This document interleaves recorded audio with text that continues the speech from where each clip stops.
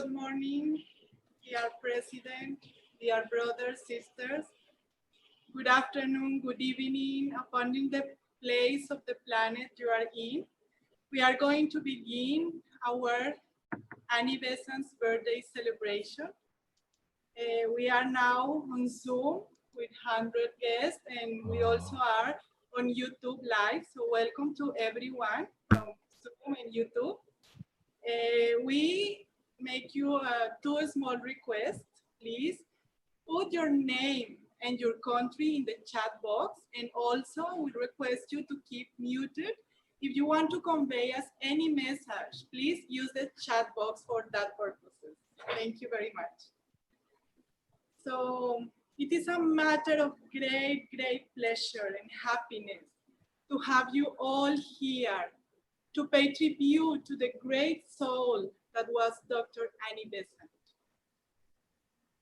In spite of the physical distance, we are here together, and being together here in mind and heart is certainly the way to go beyond the challenges posed by the present situation and to experience a sense of brotherhood and community. Let us then begin this gathering with a universal prayer. A prayer that was written by Annie Besant herself in 1923 on request by a number of members who were helping to organize a brotherhood campaign in South India. These inspiring words, as Joy Mills reminds us, bring a vision about a consciousness of unity, of brotherhood, of peace and harmony, of wholeness and holiness. When we repeat these few simple lines, either alone or in a group like we are going to do now, we invoke the one reality to manifest itself anew. So now may I request everyone to recite the invocation. O hidden light, vibrant in every atom. O hidden light, shining in every creature. O hidden love, embracing all in oneness. May all feel themselves as one with thee. Know they are therefore one with every other.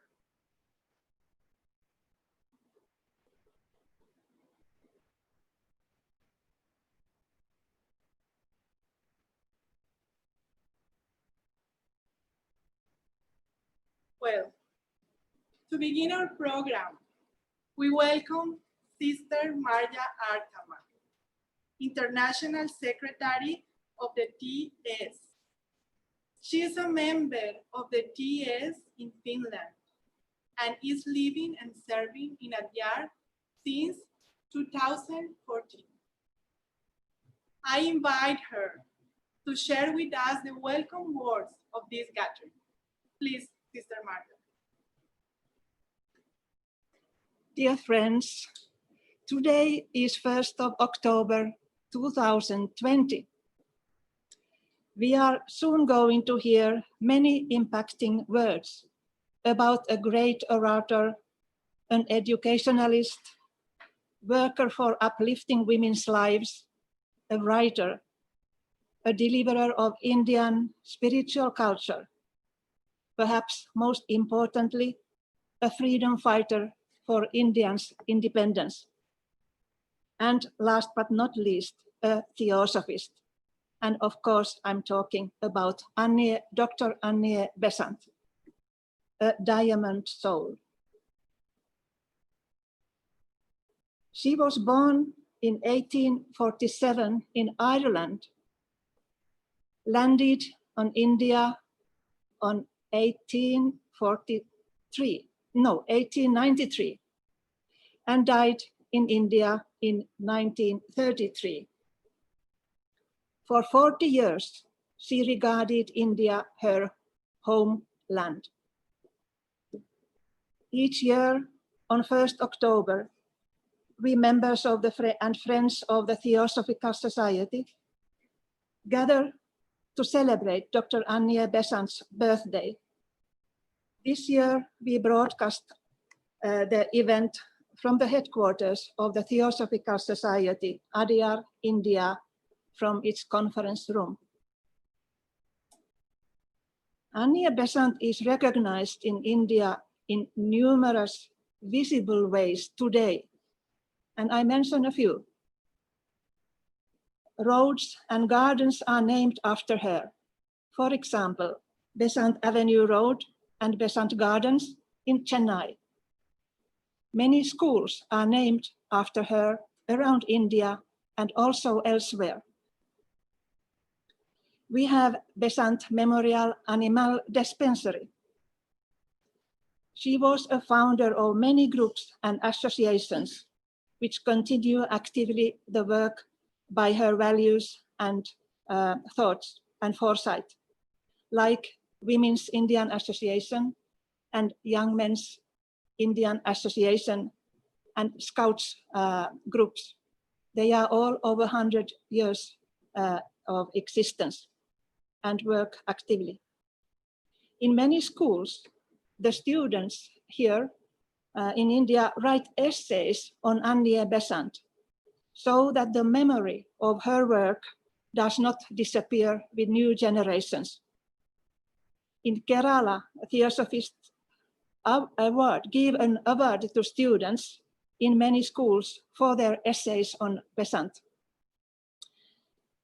In Chennai, there is a 2-kilometer long, which is over 1 mile long, Marina Beach, along which we find a golden color statue of Annie Besant and a statue of Mahatma Gandhi, who valued Besant in her role for India, mentioning it in his later years.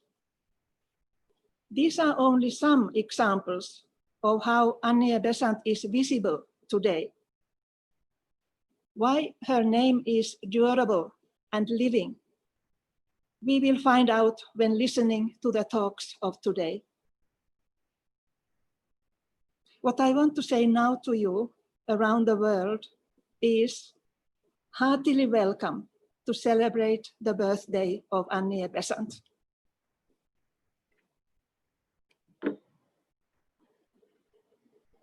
Thank you very much, dear Sister Marja, for your kind and informative words.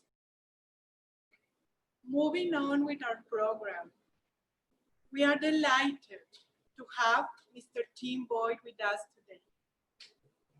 He has been serving as International President of the Theosophical Society since April 2014.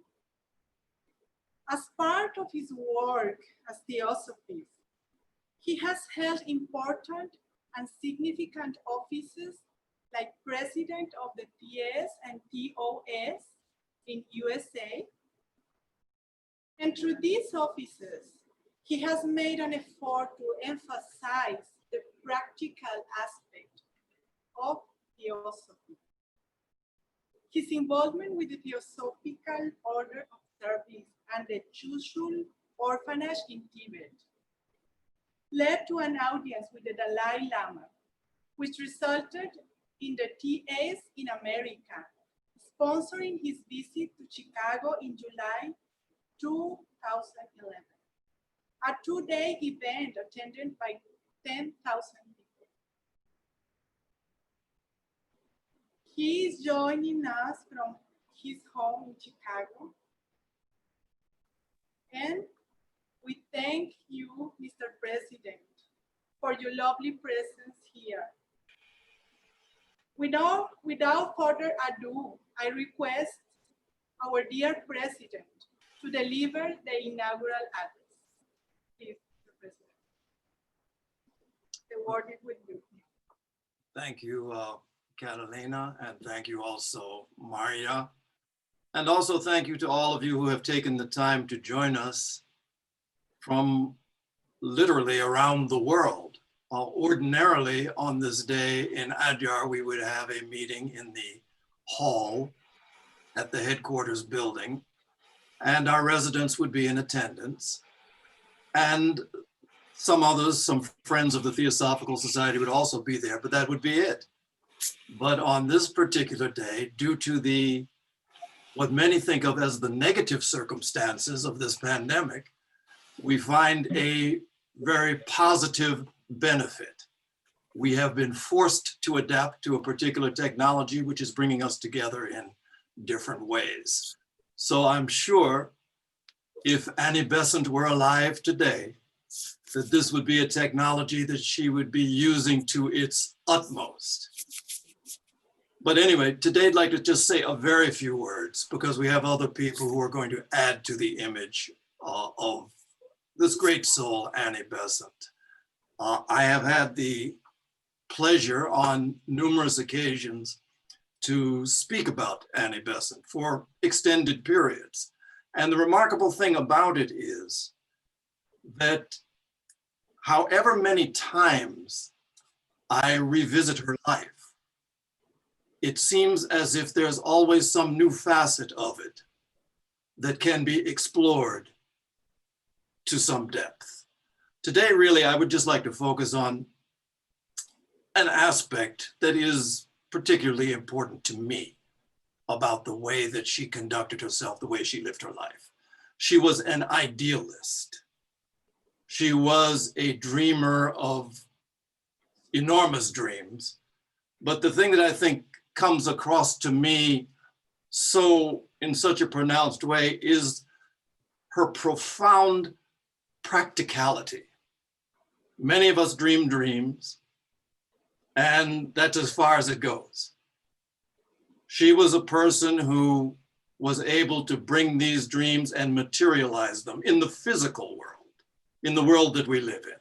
And that was something for which she deserves great respect. And I'd like to just talk a little bit about that in our time this morning. Everybody knows her, the arc of her life. She was born, as Marja pointed out, in Ireland, came to live in England. Her passions at different points in her life involved the church.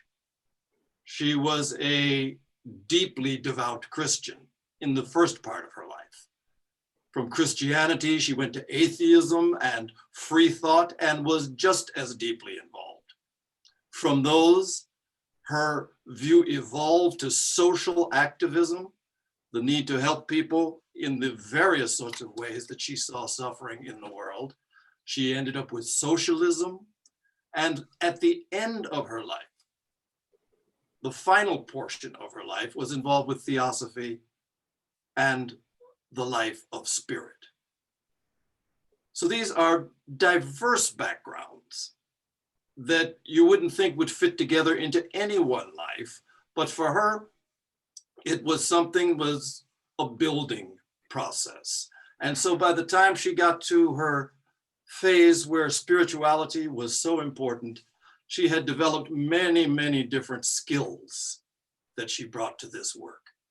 She was a person, many of us know people who are deeply spiritually involved, and their approach to the spiritual life is one that seems to draw them away from addressing the responsibilities of shaping a better world at the level of social institutions, political institutions, righting so many of the wrongs that are in the world.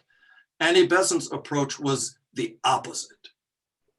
I mean, she's quite well known for having said, let our spirituality be judged by our effect on the world. This is not some closet or distanced spirituality that she advocated. She was a person who was an organizer. She was a builder of institutions. She established communities all around the world. And one of the features of her life, it seems, in India, in Europe, in the United States, at different points in her theosophical career, she was involved in the purchase, the acquisition, and even the gifting of land, of buildings, of real estate. And it was something that she found to be central to the work that she did.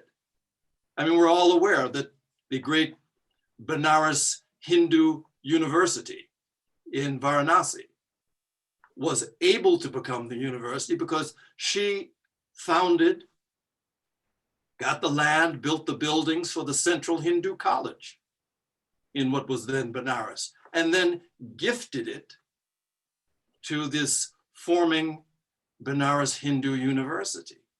After founding the Young Men's India Association in response to the need to train leaders for an Indian nation, a nation which had not yet appeared, but which she was advocating for. She founded the Young Men's Indian Association, and then she personally sponsored, paid for the building of the great hall that became a focal point for speeches by her, by Gandhi, by other great souls in the Indian independence movement. So this was something that she felt that properties, land, buildings were part of the development of a complete social network that could then impact the world in positive ways. When we just talk about the Theosophical Society, her points of view and her approach to that drew on an even more expansive vision. Annie Besant was focused on the development of magnetic centers. And she did that by creating, really, she would use the term colonies of individuals and families who were capable of effecting, through their living together, focused on a particular point. They were able to influence the magnetic currents of the world by developing what she described as a feeling of true brotherhood. This was brotherhood in action, not in thought merely. As international president of the Theosophical Society, of course, a good deal of my time in a normal year would find me in Adyar. The Adyar campus has been there since 1882, when Olcott and Blavatsky first came to the place. It began as 26 acres of land. In 1907, when Colonel Olcott passed and Annie Besant became president, she immediately took it upon herself to expand that campus.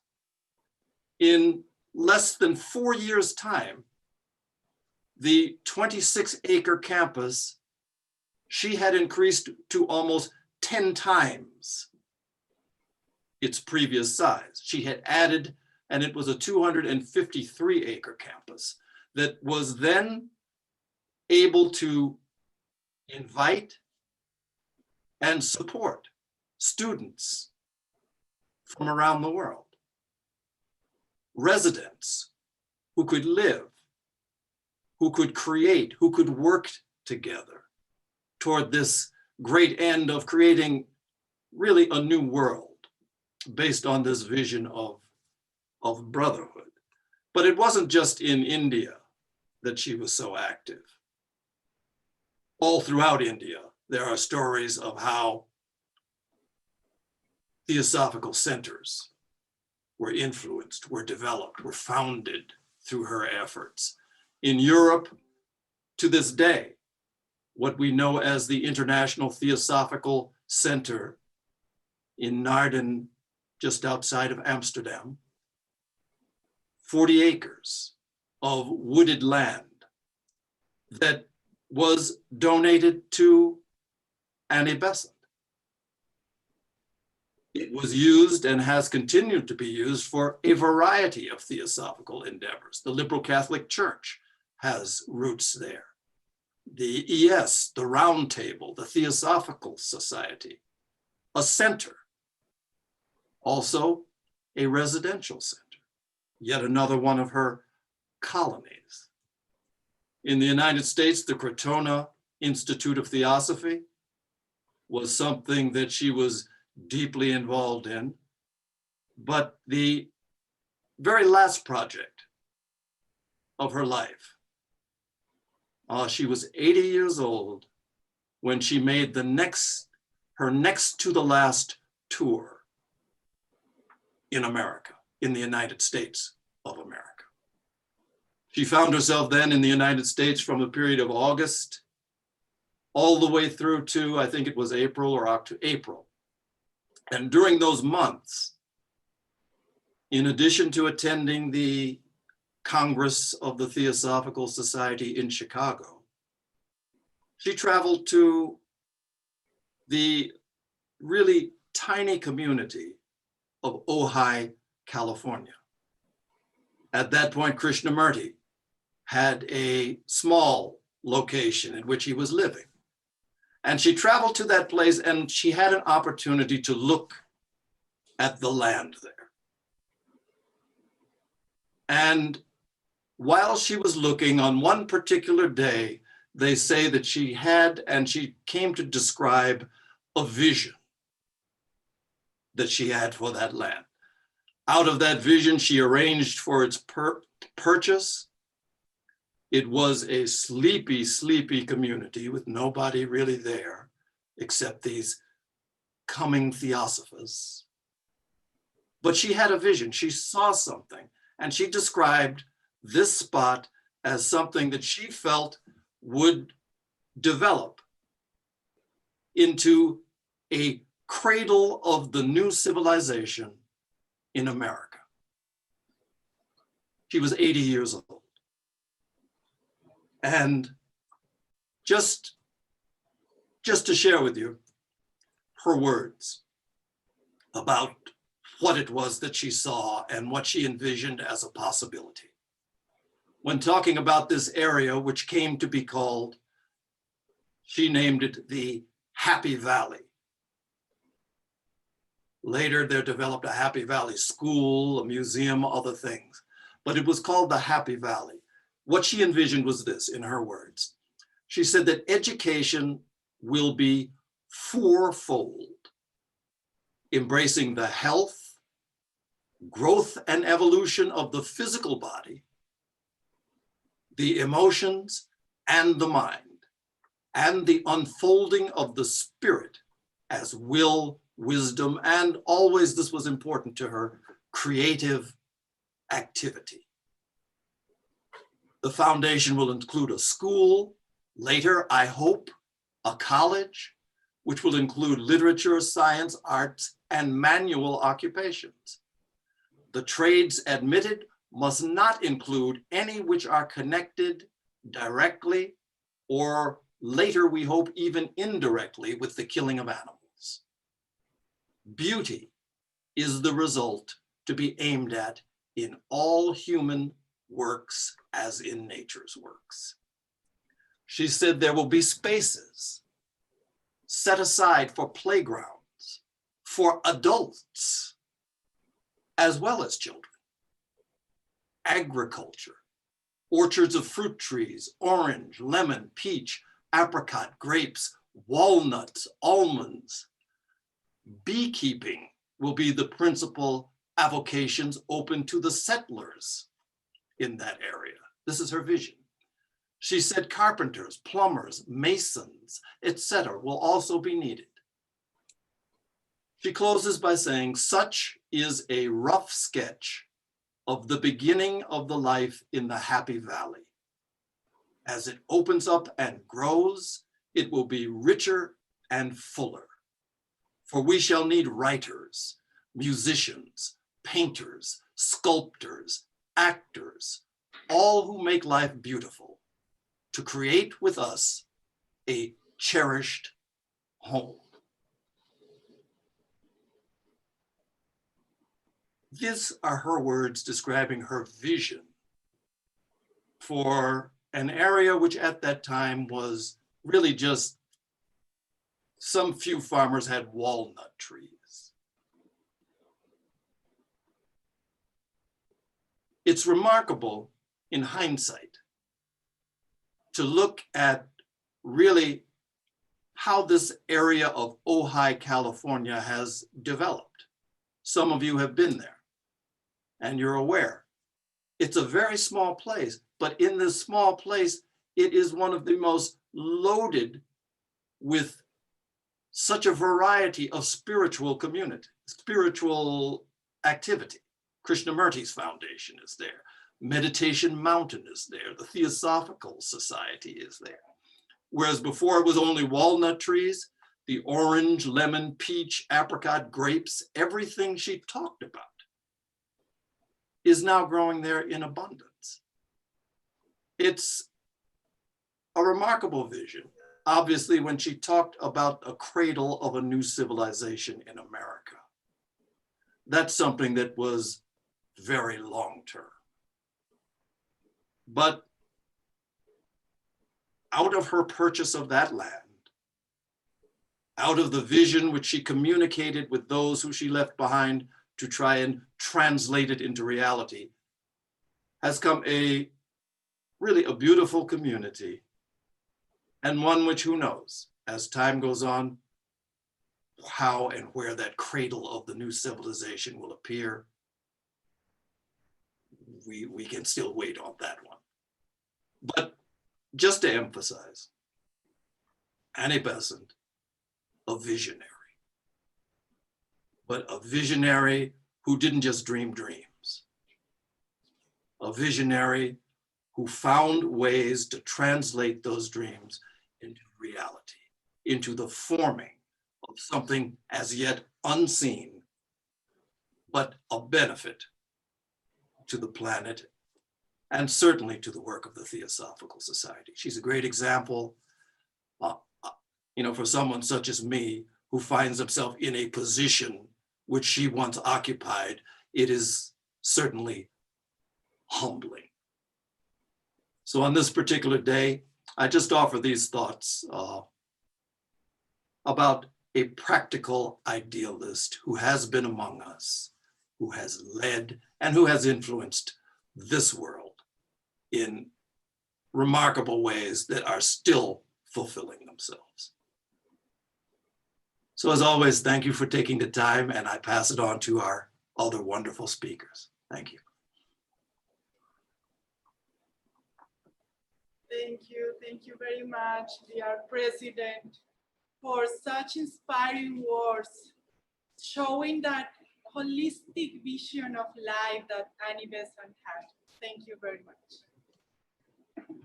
To continue this celebration, we are now going to share a song dedicated to Annie Besant. Since the song is in Hindi, we have made a video with the English subtitles for everyone to understand. Naman Mava Santa Devi, Salutations to Mother Besant, was composed by Mr. M.G. Kanikar.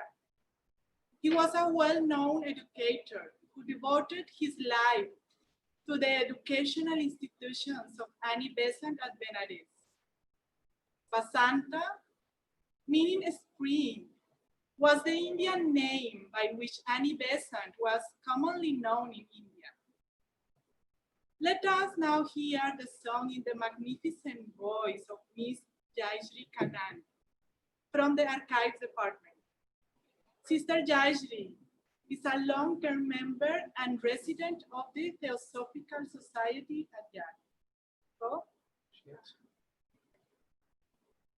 I share the video with you.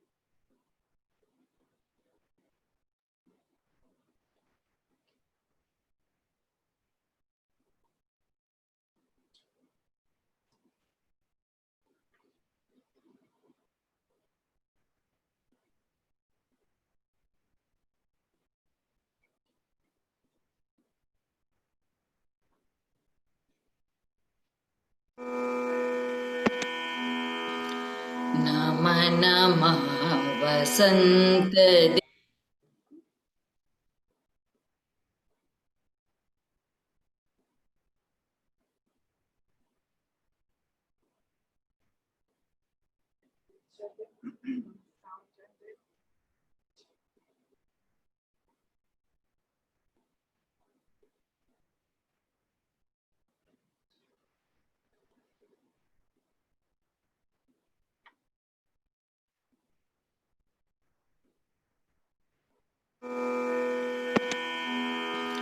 Nama Nama Vasant Devi Jagat Vandite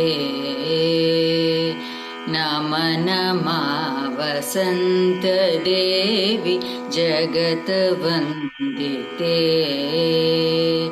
Prajvalite Jnana Jyoti Sakala Janahite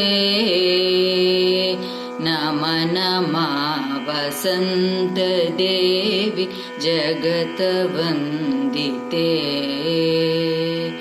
Jo Siksha Vrikshavali Tava Suropita Vikasitah Vahamab Pushpa Phalayuta शिक्षा का पूर्ण रूप जो सिखा दिया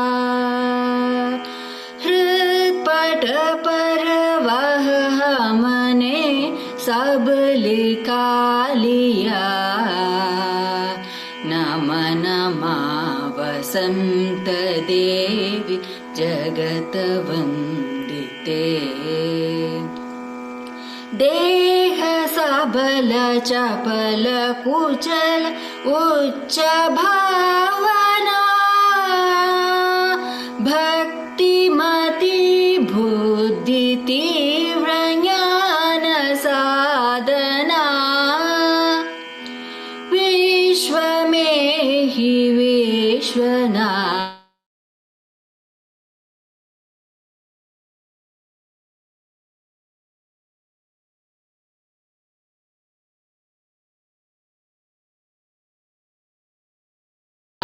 को ही देखना नमः नमः वसंत देहि जगत वंदिते तव शिक्षा मंदिर की सर्व शिक्षिता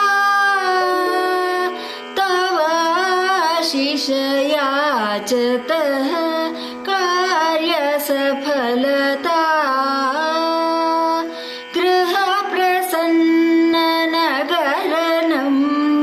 देश साधन हो बंधु भाव भक्त जनत शांति रसिक हो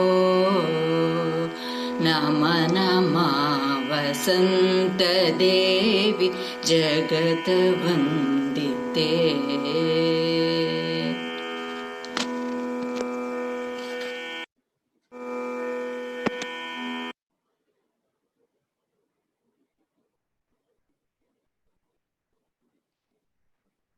We thank Ms. Jaishree for this beautiful and inspiring, meaningful song. And we also want to welcome some people who is joining now from the YouTube channel of the Theosophical Society. So now we are almost 220 people, Zoom and YouTube. So welcome to the people who is joining us right now. Following on our program, we welcome the short talks of today. We have three very special guests.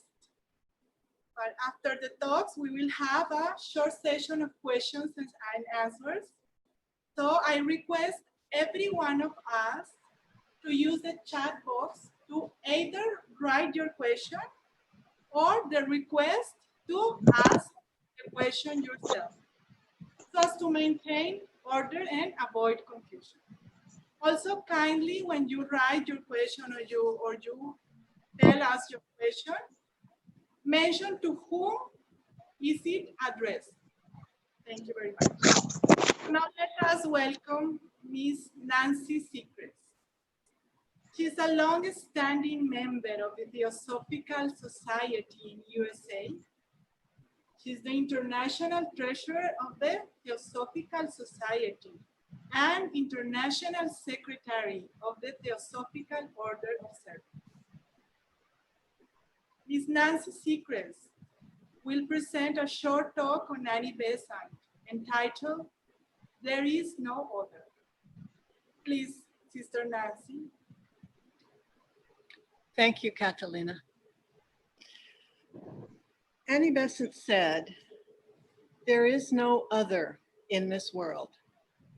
Each is a separate form, but all live and move in the one life."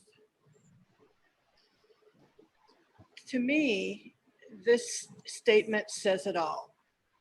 I find it simple in one sense and extremely profound and deep. We can look at this quote, this sentence, on several different levels. As metaphor, as a philosophy of life, and as reality, as the true fact, because the one life, understanding the one life, is our goal. It's where we're going. It's where we already are. We just need to realize it. Annie Besant became president of the Theosophical Society in August of 1907. 6 months later, in February 1908, she founded the Theosophical Order of Service. She did that because there were many members who wanted to put the first object of the Theosophical Society into action. And just to remind us all, the first object of the Theosophical Society is to form a nucleus of the universal brotherhood of humanity without distinction of race, creed, sex, caste, or color. The key word there is brotherhood. And to me, it is synonymous with the one life. As Tim told us earlier, Besant was a social reformer. This she learned from childhood. Her teacher took her and her fellow students, and they did charitable works. They did acts of humanitarian aid to those in the community around there. As she grew, as Tim told us, she went through several different phases, and in each phase, of course, her passion showed and just overflowed into and helped her grow, I would think.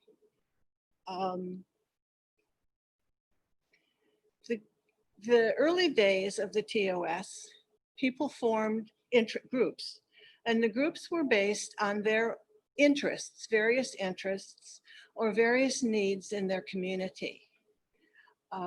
Here in India, there was a group that was opposed to child marriage. There were also animal rights groups. Besant herself was the card-carrying member of the animal group. We have her little certificate in the archives. I've seen it.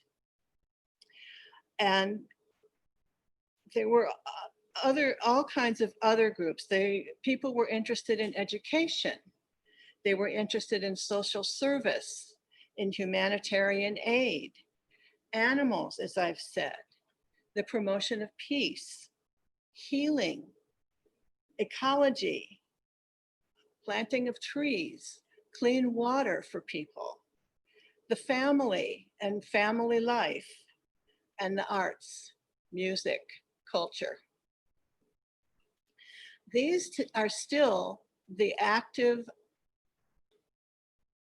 ideas, the active occupations of our workers in the TOS today.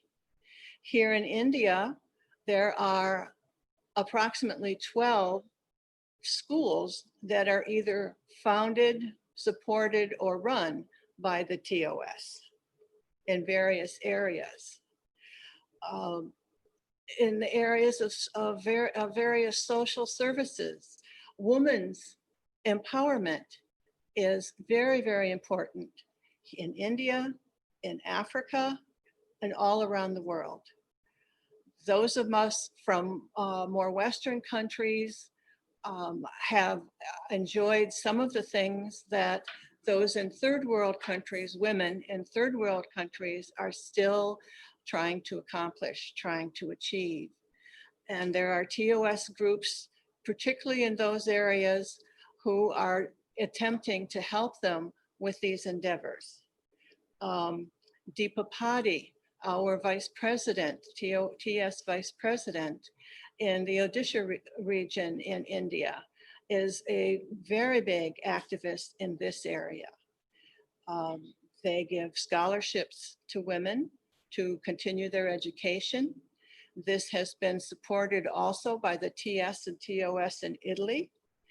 There are groups that help women to learn sewing, tailoring, so that they can help earn their family's livelihood. And that one has been helped quite a great deal by the TOS in New Zealand. There is a girls' home that the TOS in Odisha helps to sponsor. They don't run it themselves, but they do help to sponsor it. And I have been there. It's a beautiful place.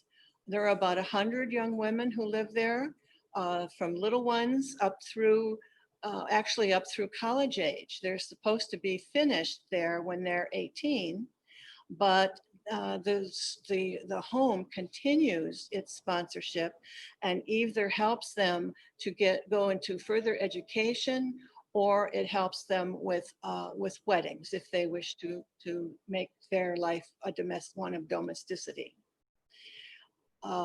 There are old folks' homes there that the group there sponsors. This is true all around the world. I mentioned the TOS in Italy helping the TOS in India, in Odisha in particular.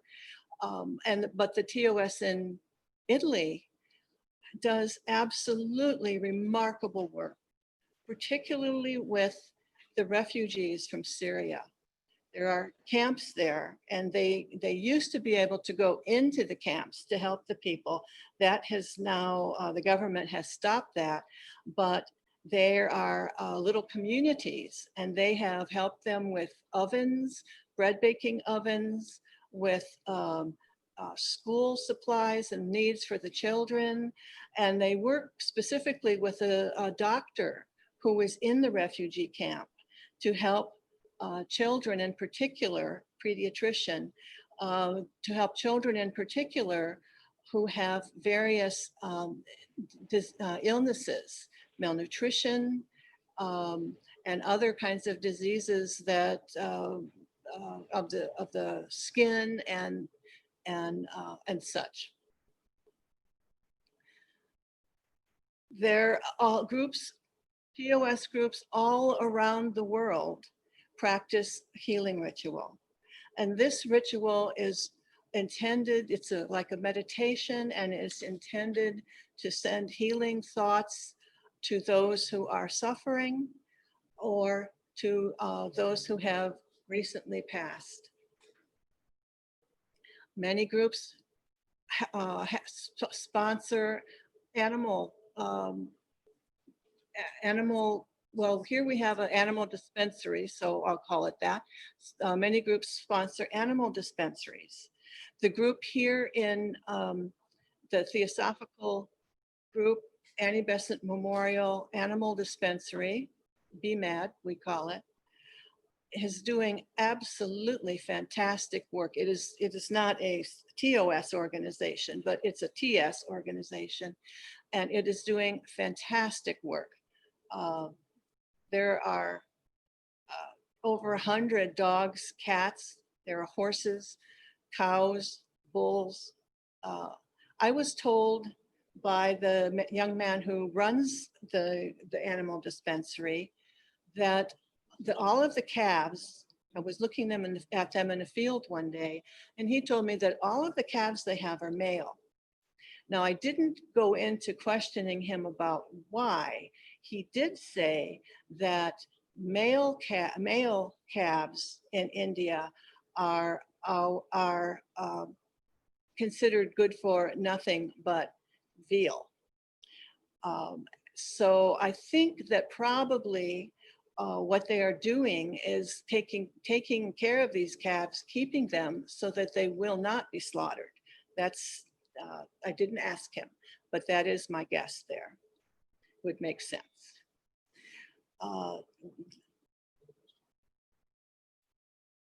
In the area of ecology, I went to one group in, I've forgotten now.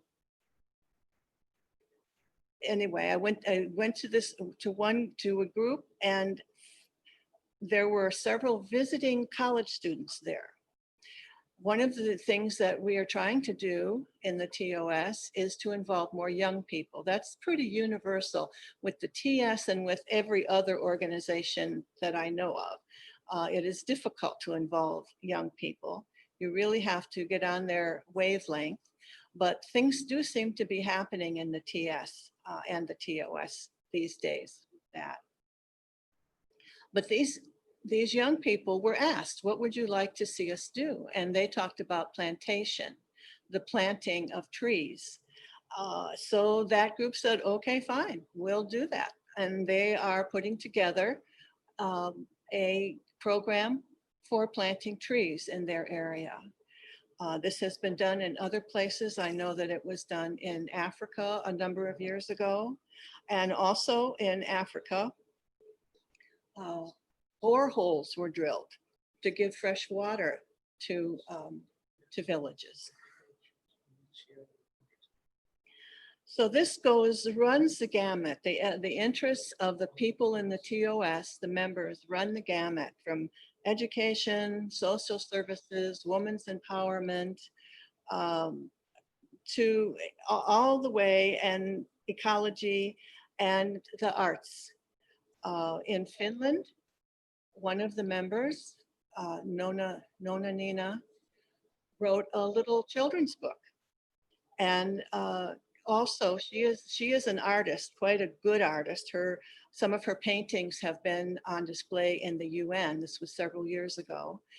Very, very good artist. And she wrote this little book, and they published it in Finland in the TOS, and the money from its sale goes to support TOS programs. And I also know that in Australia, once a year, they have an art show where they, I believe they sell the pieces, and this again is to raise money for TOS programs. There's a lot going on all around the world.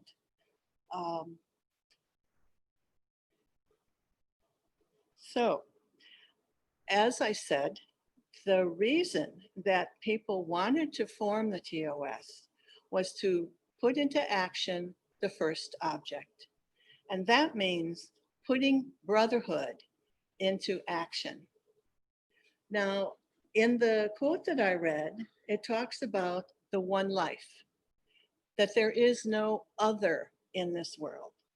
So one of the things that the TOS focuses on is humanitarian aid, is looking at life and realizing that all of us have the same issues.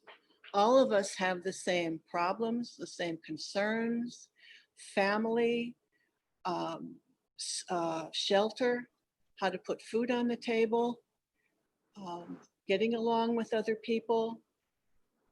It's universal. There is no difference there. So in that sense, I see this saying or the quote of Annie Besant as kind of a metaphor for realizing that we're all in this together. There is no difference really between one person and the next, whether they live in a mansion or whether they live in a mud hut. The concerns, the very basic concerns are the same when it comes right down to the core of things. બહુ So, મોટું વાંચી લાવે છે. બહુ મોટું લખી લાવે છે. so this, okay. So this then talks to the reasons for people being members of the TOS and doing these kinds of things. And we can go to altruism, helping people other than yourselves, to empathy, feeling the pain, the suffering of others, understanding what they're going through, even though we may not be going through it ourselves, and compassion, trying to ease that pain, trying to ease that suffering, and then ultimately to love, which I'll talk a little bit more about in a few minutes.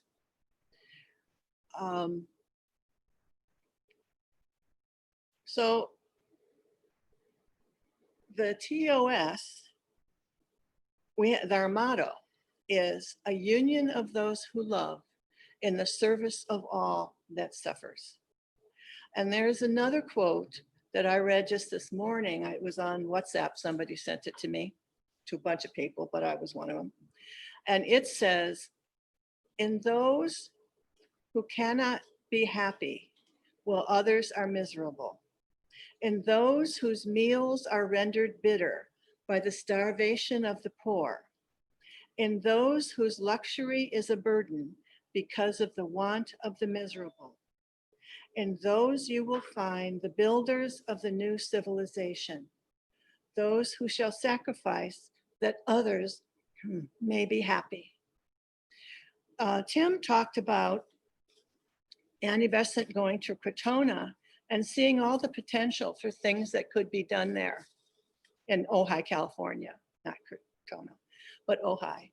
And this is like that. Annie Besant is looking to the future, to the new civilization, and to the kinds of people that will populate that new civilization. Another way that her quote can be looked at is as a philosophy of life. Besant, as I mentioned, learned about humanitarian aid and started her social services activities in her childhood. She was a social reformer from the word go. She wrote pamphlets on some very diverse topics, topics that got her in a lot of trouble, like birth control. And this was in England in the Victorian, is she Victorian or just after era? And that was unheard of. I mean, that just, people didn't even talk about that kind of thing. And she wrote and handed out pamphlets on this. And as Tim said too, she went through a period of atheism. There's another time when this was done.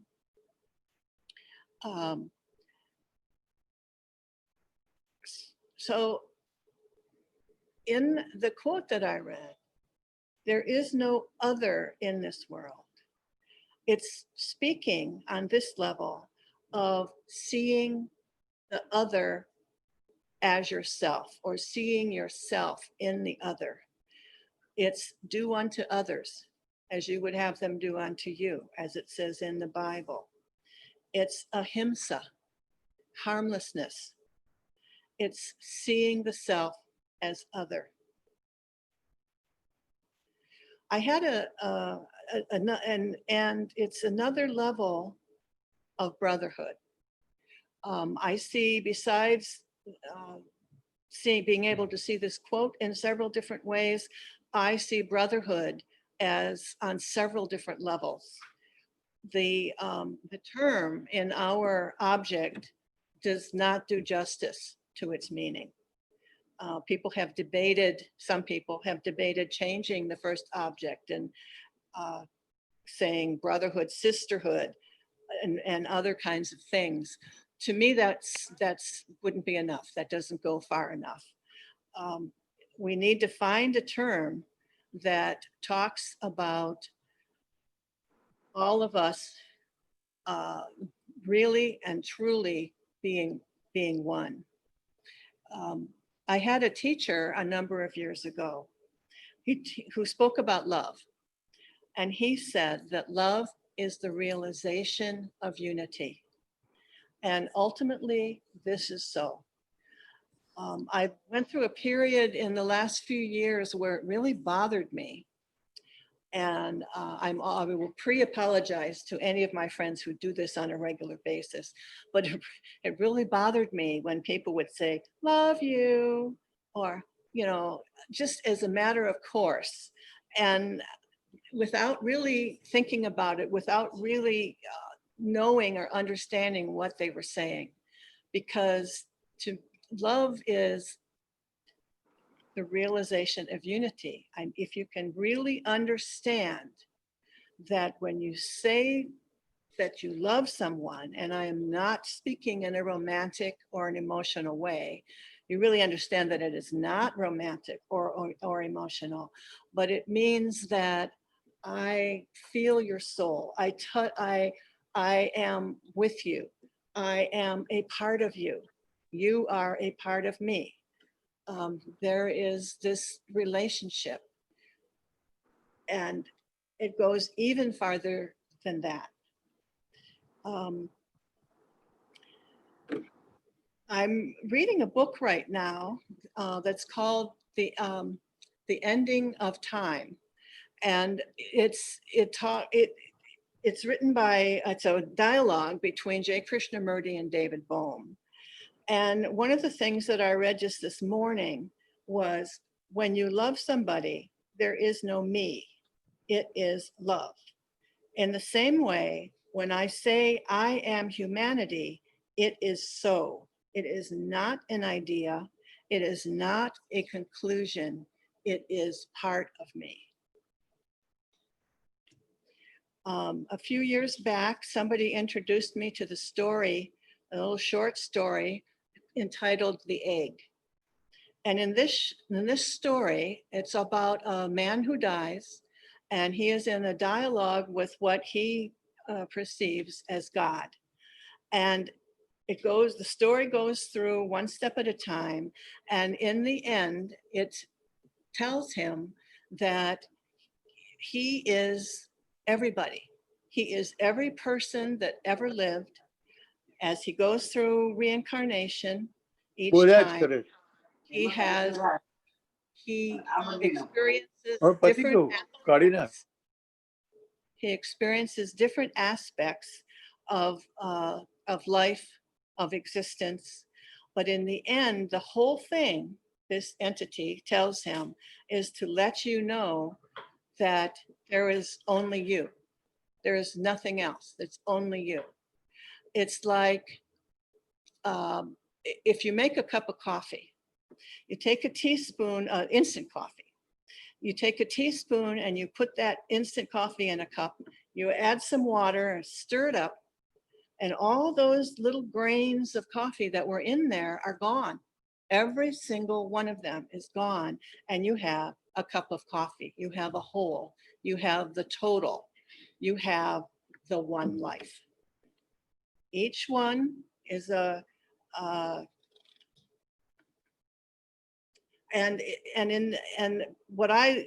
thing I like to say is, people can say, you can say, I am not my brother's keeper. I am my brother. We are the same. And again, there is no other in this world. Each is a separate form, but all live and move in the one life. Thank you. Thank you. Thank you very much, Sister Nancy, for your inspiring words, for taking us through that journey of the Theosophical order of service and telling about that living example of service, detachment, and real brotherhood that Annie Besant represents for the world. Now it is my pleasure to introduce Professor C.A. Shinde.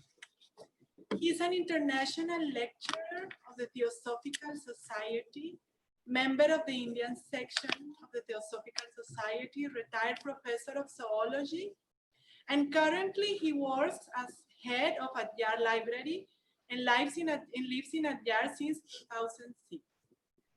Professor Shinde will share with us a talk on Annie Besant entitled The Embodiment of Impersonality.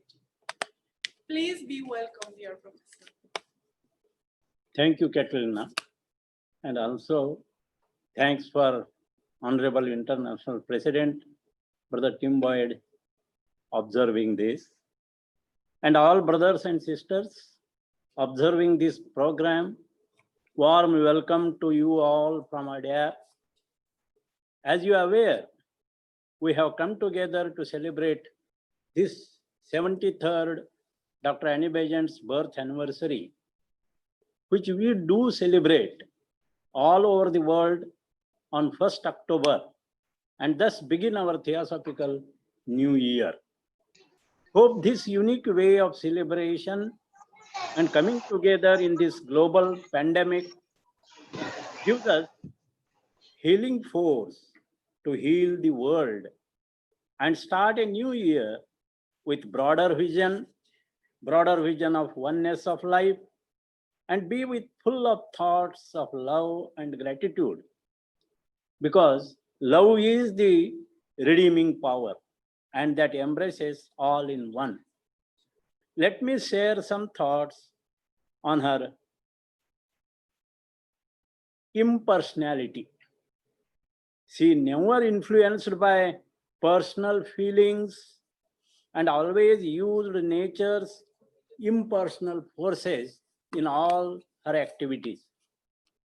She built the spirit of nation in India, especially among youths, men and women.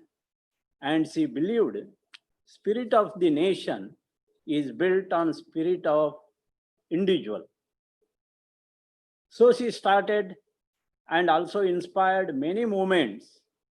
It is therefore, as we know, she is well known for her Wake Up India movement, a movement that is entirely non-political, non-sectarian, non-divisive in every way, and stands for right citizenships, right values, and right means. Right citizenship means fulfilling one's duty. Right values means highly ethical conduct, and right means that must be absolutely correct. This is how she brought social reforms, building such national spirit and starting organizations like, as it is mentioned by Nancy, Theosophical Order of Service, the Sons and Daughters of India, the Young Men's Indian Association, and the Scout movement, for which she got highest honor of the Silver Wolf in 1932. That is only 1 year before her death, which she passed on 20th September 1933. No doubt, she was a social reformer. She said, especially in public in India, she said, we are in favor of foreign travels, we are in favor of cooperation, we are in favor of uplifting of the depressed classes, and we are in favor of abolition of child marriage, the seclusion of women, the color bar, and the caste system. And she said, we aim at building up a complete self-government from village to districts to the national parliament. In all this, we see one of the greatest contribution of Dr. Annie Besant to the world was her impersonality. Impersonality, her actions, her attitude, her aims, her emotions, all these were impersonal. Impersonal means to look at is personal, but look through is impersonal. It is having more attitude of being empathetic, compassionate, and all this was possible to her through her own disciplined living, through her own self-care and self-cultivation, with right orientation to educating herself, regenerating herself. What we need to remember is her attitude towards life, which as a debtor. Debtor means one who pays back his or her past karma enthusiastically. So she looked at her life as a debtor, and is looked as a debtor to every created being that she came across. When we read her autobiography, we will see and feel amazing events like how she grew in her impersonality, how was her intense love for children and service to them in their illness, how was her association with Charles Bradlaugh to fight for the right of freedom of speech, and especially how was her giving up all her previous ideas, concepts, beliefs, and taking a quantum gem to join the Theosophical Society, which actually believes in the master, believes in the perfection of being, and also believes in the three streams of evolution. Then her amazing devotion and declaration to the Theosophical Society work, and especially to her teacher, Madam Blavatsky, all are not only amazing, but really inspiring to all of us. Her strenuous work to study Sanskrit, translating Bhagavad Gita in English, and love for Hinduism, her enthusiasm to bring about brotherhood of all religions, I think these are all due to her extraordinary love for humanity. To serve humanity is our mission, for which I think it is important to remember on this day of 1st October. Well, when we look at her opinion on Hinduism, it is really inspiring. There is also expression of her impersonal love for her mother India. She writes, there is no future for India without Hinduism. If you leave Hinduism, you stab a knife in back of Mother India. These are the inspiring words of her, and it expresses love for India. This great religion, she says, Hindu religion, is an indication that humanity is still alive. It is with such firm and determined mind. She worked and gave inspiring Kamala lectures in Calcutta in 1925. She also spoke on Ramayana and Mahabharata to the college students in Banaras and brought out noble ideals and placed them at the disposal of youth of India. This is how she built national spirit in youths.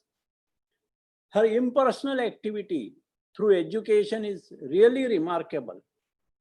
As it was mentioned, she established 40 schools in India for Indian girls and founded Central Hindu School, the Vasanta College in Banaras, National Girls High School in Madras, National University in Madras with Rabindranath Tagore as its Vice Chancellor. Considering all these educational activities, in 1921, Banaras Hindu University conferred her a doctorate recognizing her impersonal educational service activities in India. She also said that we should not divide politics and God. Both must go hand in hand so that we can develop impersonal human values. So let us remember what she said about rules, powers, and strength. She made it clear, rule means service, power means duty, and strength is to be used to uplift, and it is only then we soon reach a form of government worthy of man. Actually, Annie Besant dreamt of an India of tomorrow. I am focusing attention on India because she made a lot of work in India and she dreamt of India of tomorrow. She writes, India can never become a nation until Hindus, Zoroastrians, Christians, and Muslims understand each other. There is no difference of us or for us between Hindu and Muslim. Both are Indians. Both came from the womb of the mother as children of the mother, worshipping one God, the one without a second. That is what Nancy, there is no other. Why are you, she asks, why are you shaming both before the world? By your quarrels, religious and political? You may have your Adyar college for Muslims, Central Hindu College for Hindus, Parsi College for Zoroastrians, but no dividing line should separate Indian from India, Muslim from Hindus. They are all Indians, and one nation must be built out of the many creeds. Thus, through educational activities, Annie Besant worked on to reform the caste system, to reform the social customs, dowry, child marriage, and so on. Because of impersonal attitude, she got mystical knowledge also. She says, I who love India as my own because she is mine India, with whom all my hopes of the future and my memories of the past are bound. She also writes, I don't pretend to know India because who shall know the mother? To me, India is mother in many aspects. The motherland, mother of civilization, mother of nation. I know her, I love her, I worship her. And as I know, love, and worship her, only to me, there is no other country like India on the surface of the earth. These are her public talks, and they were so inspiring to the public. People were actually crying and coming together for the freedom movement of India. Swami Vivekananda also regards her as multifaceted genius. I am making it clear because many are having wrong impression about Swami Vivekananda's view on Annie Besant. But Swami Vivekananda writes, first of all, I have to say a few words about the TS. It goes without saying that a certain amount of good work has been done to India by the society. As such, every Hindu is grateful to it. And especially, anyway, Vivekananda says, especially to Mrs. Besant, though I know very little of her, yet what little I know has impressed me with the idea that she is a sincere well-wisher of this motherland of ours, and that she is doing the best in her power to raise our country. For that, the eternal gratitude of every true-born Indian is hers forever. So, when we think of her unique embodiment of impersonality, what we notice is that In the light of the truth, she lived. In the light of the truth, she died. In the light of the truth, she is now living in ever greater life. And I hope in the cause of the truth, she will return in the future to bless all of us, to bring the world to still greater light. Mahatma Gandhi writes about Annie Besant. Especially, he asked us to imitate Annie Besant, especially her unflinching determination to cultivate her firmness, to cultivate her simplicity, to cultivate her self-control, imitate and obtain the same strength and indomitable will. India is not fit for Swaraj without these qualities. These are the inspiring words of Mahatma Gandhi about Annie Besant. And further he says, look at her. She speaks what she believes and acts according to what she speaks. She is one of the great of the world. It is Dr. Annie Besant who awakened India from her deep slumber. So these remarks of Gandhi. So when we look at her impersonality, one thing is noticed that at no time did she think and feel evil of any being. In fact, individual was not her concern. She only thought of a man in terms of the work he or she was doing for humanity. What mattered to her was master's work. Work for the Adyar, master's home. This is the signboard in front of the Annie Besant room at Adyar. And I would like to quote, she was sending birthday greetings. And in 1919, she said, and this was her birthday greeting. It is important to remember to all of us. If a comrade be faithless, let us be faithful to him. If an enemy is injured, let us forgive him. If a friend betray, let us stand by him. Then shall the hidden God in us shine forth. So to sum up, her universal invocation, as we know, which has inspiring words, especially, O hidden love, embracing all in oneness, may each who feels himself as one with thee, know he is also one with all others. Such a hidden love is a healing force which we need today, especially in this pandemic period, as it not only heals the body, but it heals our soul. And in 1920, her birthday greeting, I end with this. In 1920, means 100 years back, she sent a birthday greeting. Behind all rulers is the one king. Behind all teachers is the one teacher.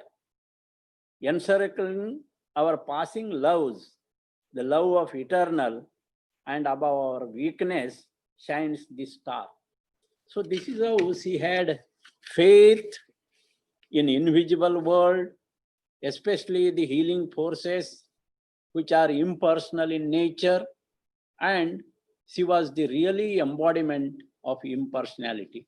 Thank you, brothers and sisters.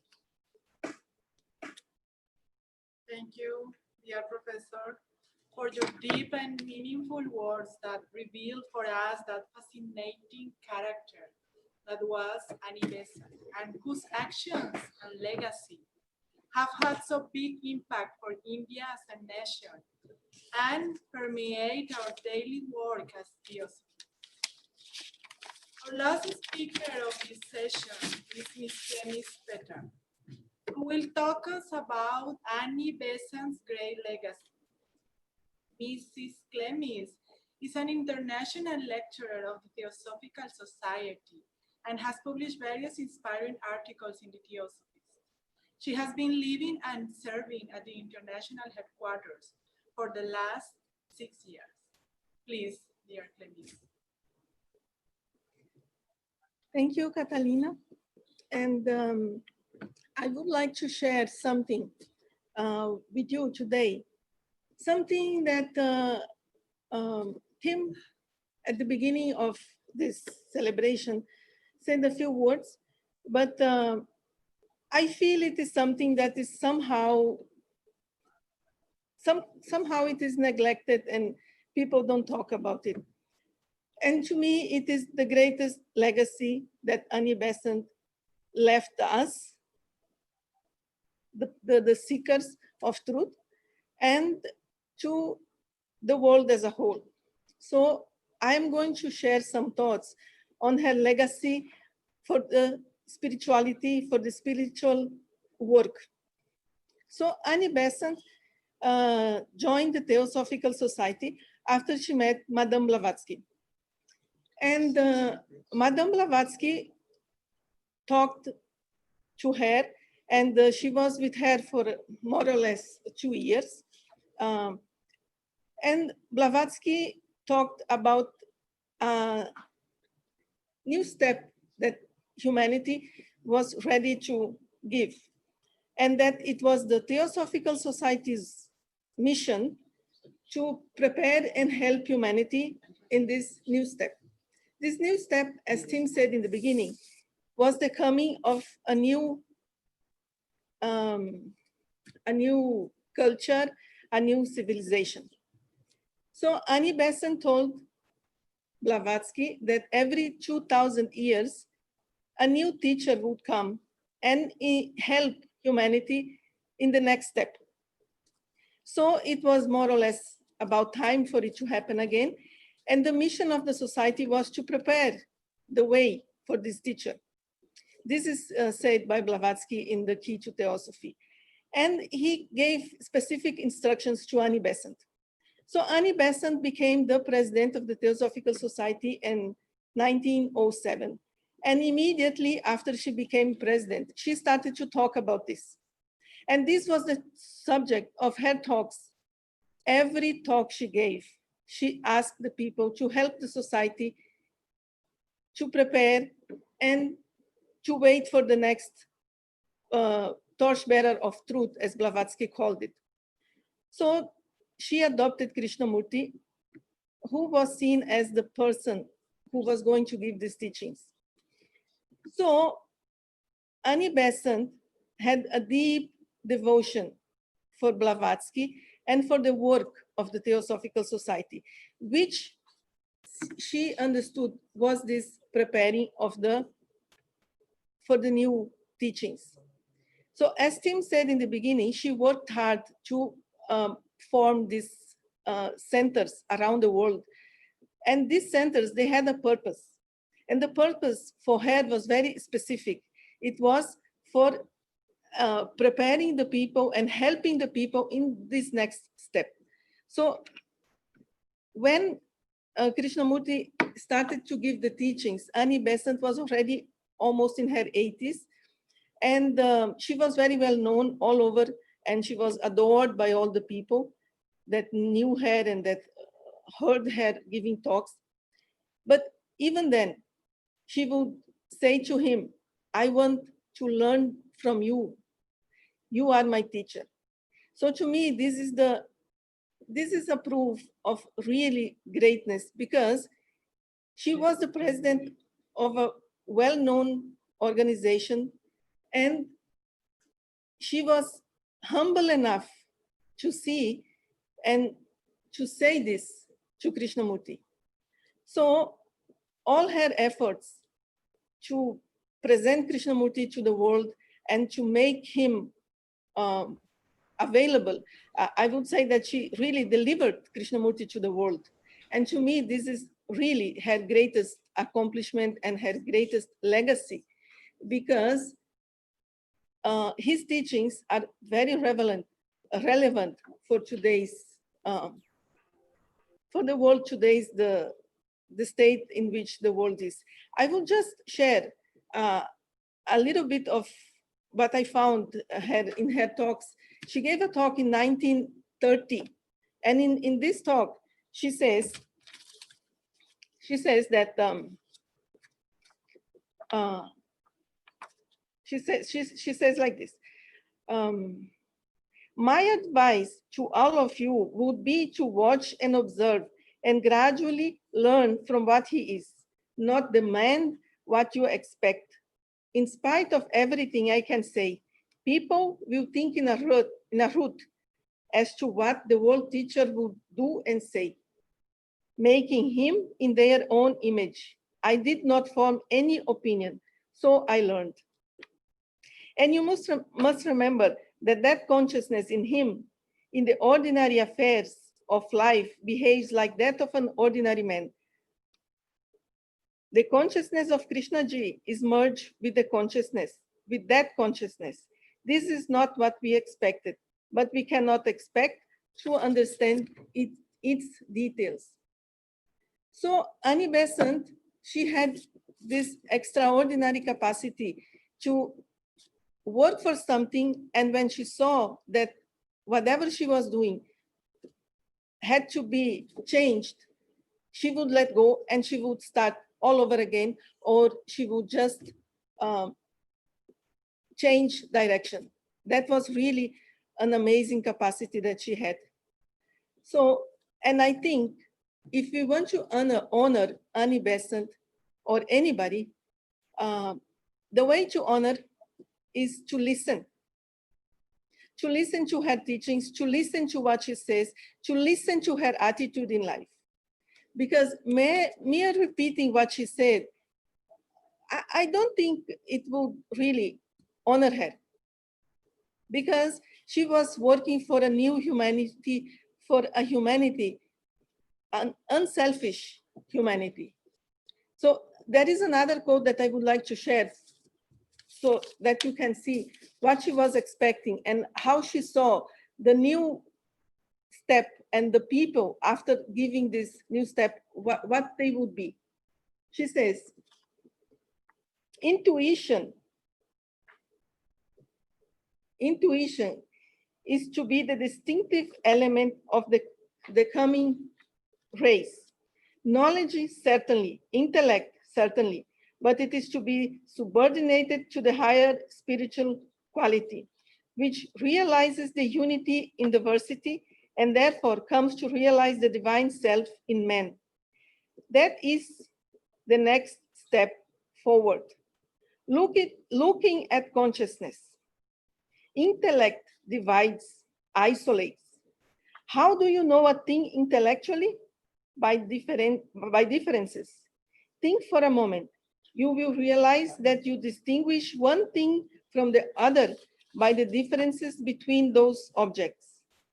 The wisdom faculty sees the unity among diversity. So the human race developing the wisdom quality will realize its unity as it has never done before. Save among spiritual men who have already realized it as a truth of experience. So the next step, as she saw it, and as it is described in Theosophical teachings, is the step of unselfishness, is the step of a pure spiritual being without ego.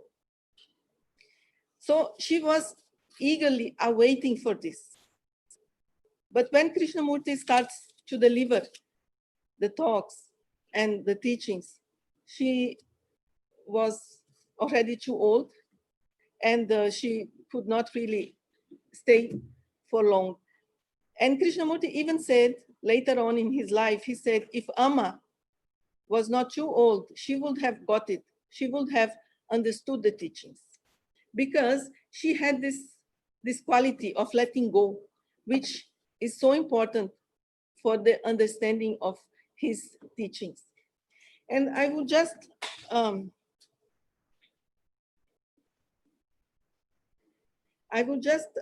finish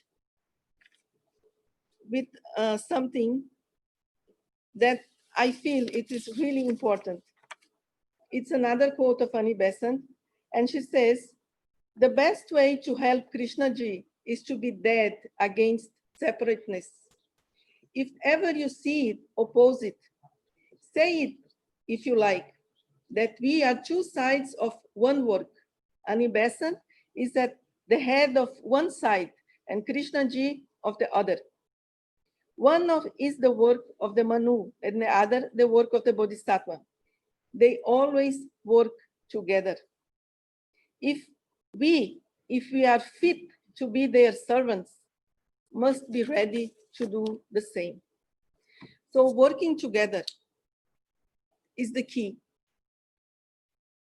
And if we talk about brotherhood, and if we expect the nations to be peaceful, but we cannot work together. So I feel that the Theosophical Society was born to give an example to the world, to be the nucleus of universal brotherhood. So with these words, I thank you all and finish this talk. Thank you. Thank you very much. Our heartfelt thanks to Sister Clemice for her thought-provoking words and for showing us this fascinating face of Annie Besant and her message to the world. Now I want to take this moment to thank everyone again and share with you that we have 25 different countries right now with us in this lovely meeting. We have people from Germany, Peru, France, Mexico, Spain, Indonesia, Canada, all over India, Pakistan, Holland, Chile, Turkey, Greece, Singapore, USA, Finland, Ukraine, Nicaragua, Hungary, Argentina, Colombia, Brazil, Italy. Thank you to all of you for making this feeling of brotherhood so present right now. Bolivia. Bolivia also. Thank you. Gracias. So to continue with our program, we will proceed with a short session of questions and answers. Bangladesh. Bangladesh. Use the chat, the Bangladesh. Okay, thank you. We will request you only to use the chat box, whether you want to write your question and who are you addressing your question to, or ask the question, please use the chat box. So before the beginning of our session, I just like to bring a comment of Professor Balaji, addressed to the president, who unfortunately was called to another meeting and had to leave us, but sent for all of us his best wishes and salutations. This is a humble request to have all meetings, this kind of online meeting on the online platform, at least once a month, with members of all the world, like we are doing now. So we will consider your request, and thank you for that lovely idea, Professor Balaji. So now we will proceed with the questions and answers. I have here a question addressed to Sister Nancy. Do you think the Theosophical order of service plays a very important role in bringing a person closer to Theosophy? And if so, is it not recommended to have a TOS group working wherever there is a TS lodge? Yes, I think the TOS plays a tremendous role in the theosophical work. As I said in my talk, it is putting the volume. Okay, it is putting the first object of the society into action, which many people do want to do. And I think I've forgotten half the question now. Could you read the question again? Yes, I'm sorry. Do you think TOS plays a very important role in bringing a person closer to Theosophy? And if so, is it not recommended to have a TOS group working with every TS lodge? The TOS is present in 36 of the TS countries. And yes, Something went wrong. Please try again. Could you request all the participants to mute, please? Okay. The TOS is present in 36 of the TS countries. And yes, it would be wonderful if there were a TOS group in every lodge. One interesting thing is that here in India, it is very often the case where the TOS groups and the TS groups are separate. And it is very often the case where a TOS group is formed first, and then a lodge forms around the TOS group, which I think that is kind of unique in the world. And the rest of the world, it's the other way around. The TS itself does a lot of humanitarian work, a lot of the same kinds of things that the TS groups do. So I kind of feel like we are very much working together. We're very much a team. And considering the fact that Tim is the president of both organizations, and he's very, very committed to the TOS as well as the TS. It makes things so much easier, and they flow well together. But I don't know. I mean, we certainly do ask various groups, TS groups, to also have TOS groups within themselves. But that doesn't always work. You know, you can bring a horse to water, but you can't make him drink, is the old adage. So that's my answer.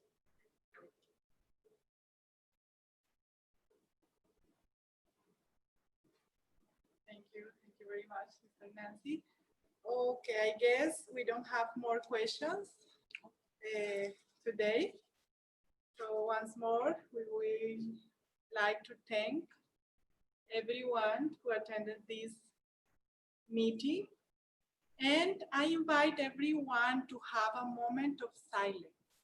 Let's try to keep that inspiring flame that this gathering has given us. So if you want, you can close your eyes and you'll just feel your breath and feel that inspiration that this great soul has given to us.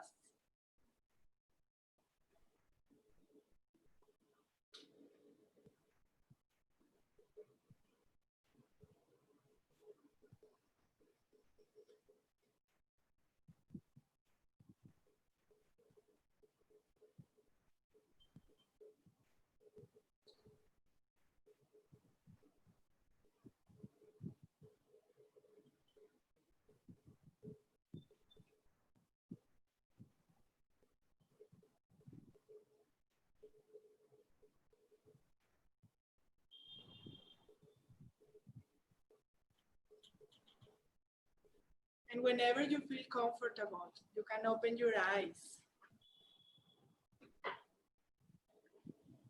Now we will share a short video dedicated to the memory of the great Annie Besant. The previous video we experienced a small technical problem. We hope this video goes properly. In case it doesn't go, we will share later in the YouTube channel of the Theosophical Society, both the videos for those who want to watch them. So now we'll just play the video dedicated to Annie Besant.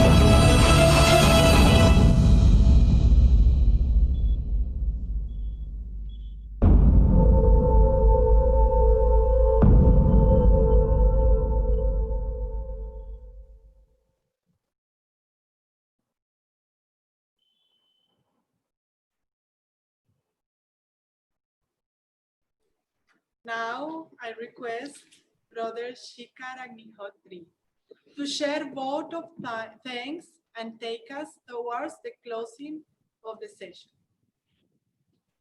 Please, Brother Shikhar. Thank you, Catalina. Hello, everyone. Hearty greetings from Adyar. And an unprecedented situation calls for an unprecedented response.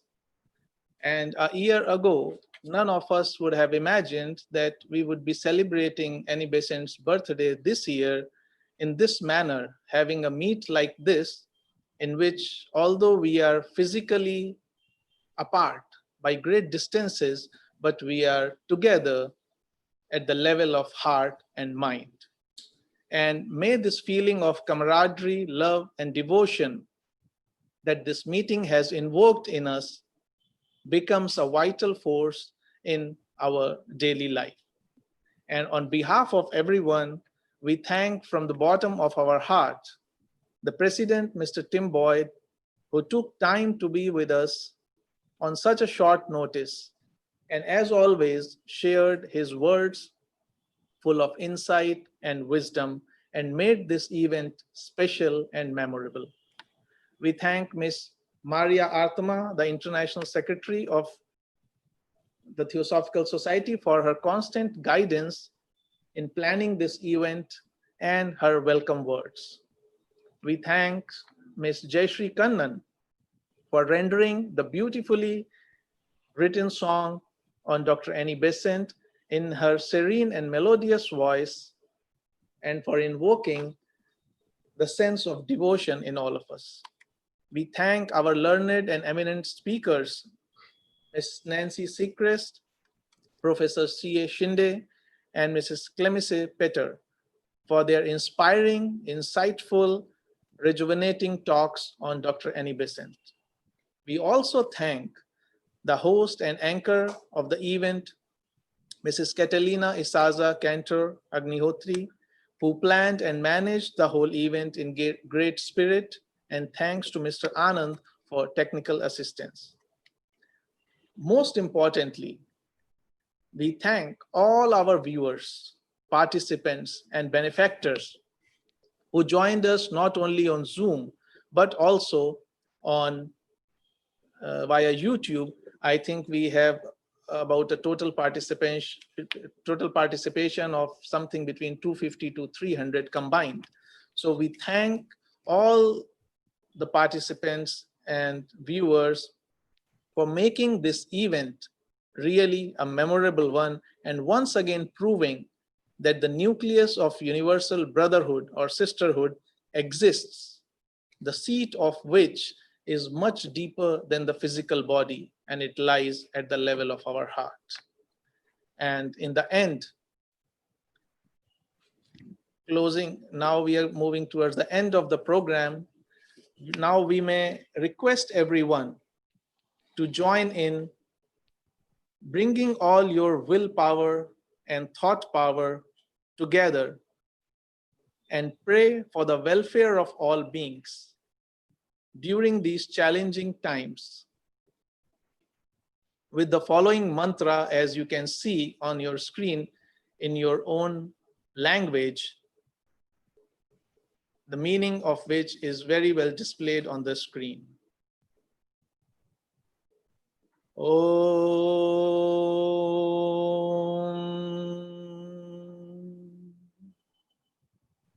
Sarve bhavantu sukhinah, sarve santu niramaya, sarve bhadrani pashyantu, ma kaschid dukha bhag bhave.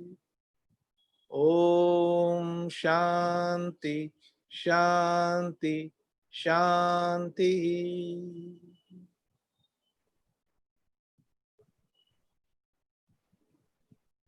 With these words, we thank all the people involved in this, making this event successful. Best wishes and regards to everyone. And now we declare this session closed. Thank you for joining us. Till we meet again.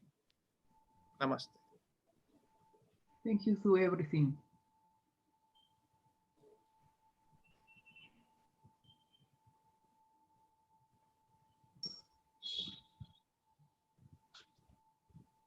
Thank you, everyone, and good night. Thank you for a wonderful event. Corners of the world.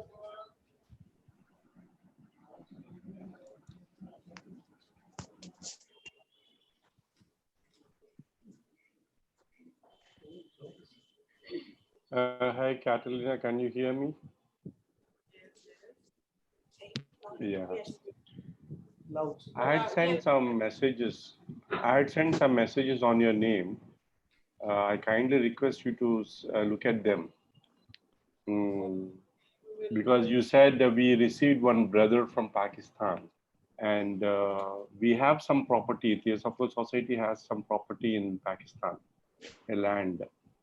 Okay, we can contact him and see that whether we can recover it. We have the documents belong to that. I guess after I guess he introduced himself in the chat box, but we will. Yeah, I gave my email ID. You can see that he can contact me. We have taken your email. Okay, thank you very much. Okay, now I have the task to end this meeting, but with a heart full of thanks and happiness for meeting you all. Have a nice day, nice weekend, etc. Bye, bye. Ciao. Au revoir.